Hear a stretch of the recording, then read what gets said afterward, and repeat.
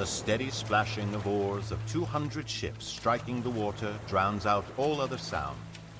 The most powerful fleet ever assembled by Don Juan of Austria and his allies in Venice sails under the burning light of dawn towards a final encounter with the Ottoman Turks.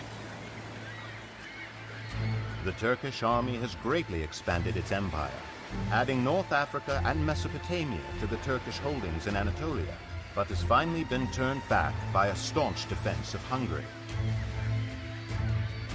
Undaunted, the Turks turn their attention to the Mediterranean, where they intend to break the Christian naval powers of Venice and Spain. Now, 200 rowed galleys and 6 heavy galleasses lumber into the Bay of Lepanto to meet the 270 galleys of the Turkish fleet. The ships draw up with scarcely 5 miles separating the distance between them.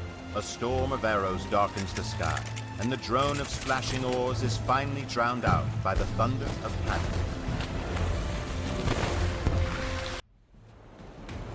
The heavy Venetian galleasses broke through the Turkish lines and trampled over the smaller ships of the Turks. But there were too few of the galleasses to win the battle on their own. The Spanish and Venetians attempted to grapple and board the Turkish ships, where the superior experience and weapons of the Christian sailors could be brought to bear.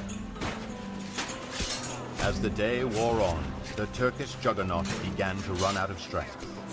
Scores of Turkish galleys were dashed on the rocks, and others sank to the bottom of the bay.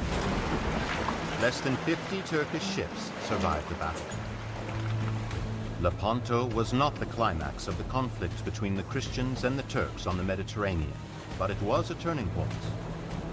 The Turks had difficulty rebuilding their fleet back to its former size, while the Christians continued to update their fleets with the latest technological advancements, ensuring a decisive military advantage for further encounters on the high seas.